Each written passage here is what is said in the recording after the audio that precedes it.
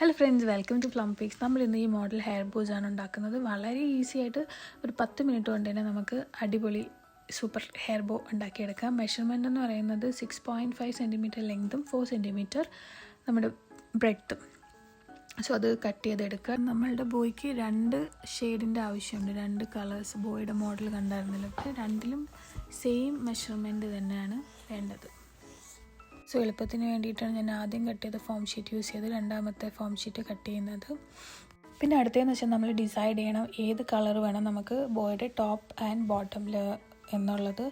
Top പോർഷനിൽ വേണം നമ്മൾ ഒരു നടുക്ക് വെച്ചിട്ട്, അതായത് മിഡിൽ പോർഷനിൽ ഒരു സ്മോൾ കട്ട് ഇട്ട് കൊടുക്കണം കേട്ടോ. അപ്പോൾ ഞാൻ അതിൻ്റെ മിഡിൽ പോർഷൻ കണ്ടുപിടിക്കുകയാണ്. മിഡിൽ പോർഷൻ കിട്ടി.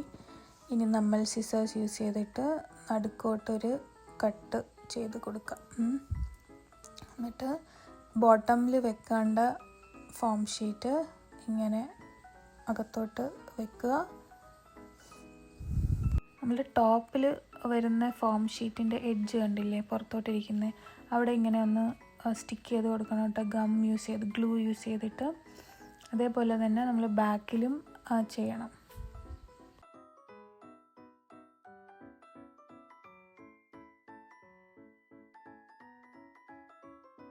സോ നമ്മുടെ 2 ഫോം ഷീറ്റും കൂടി ഇങ്ങനെ ഞാൻ ചെയ്യുന്നത് പോലെ ചെയ്തിട്ട് വേണം നടുക്കോട്ട് വെച്ചിട്ട് നമുക്ക് ത്രെഡ് യൂസ് ചെയ്തിട്ട് ഒരു നോട്ടിട്ട് കൊടുക്കണം. കണ്ടോ?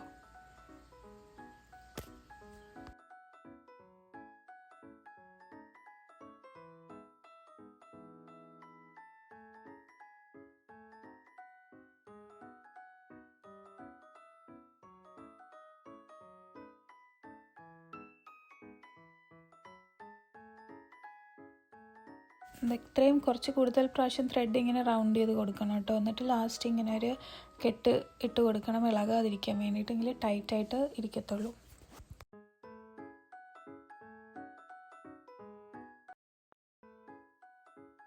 ഇനി നെക്സ്റ്റ് എന്ന് പറയുന്നത് നമ്മൾ ആ നടുക്ക് വെക്കേണ്ട ഫോം ഷീറ്റ് കട്ട് ചെയ്തെടുക്കണം. അതിൻ്റെ മെഷർമെൻ്റ് എന്ന് പറയുന്നത് 5 സെൻറ്റിമീറ്റർ ലെങ്തും 0.5 സെൻറ്റിമീറ്റർ വിഡ്ത്തുമാണ് ഞാൻ എടുത്തേക്കുന്നത്.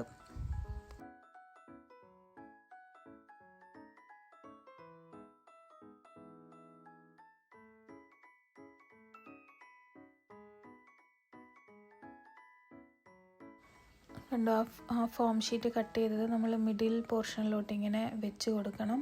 ഗ്ലൂ വെച്ചിട്ട് നമ്മൾ ഒട്ടിച്ച് കൊടുക്കണം കേട്ടോ. ഒട്ടിച്ച ശേഷം എക്സ്ട്രാ എന്തെങ്കിലും ഉണ്ടെങ്കിൽ അത് കട്ട് ചെയ്ത് കളഞ്ഞാൽ മതി ആ എഡ്ജിൽ.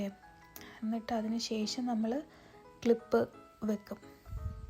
അപ്പം ഈ സമയത്ത് ക്ലിപ്പ് വെച്ചാലും കുഴപ്പമില്ല. ഞാൻ പക്ഷേ ലാസ്റ്റാണ് ക്ലിപ്പ് വെച്ചത്.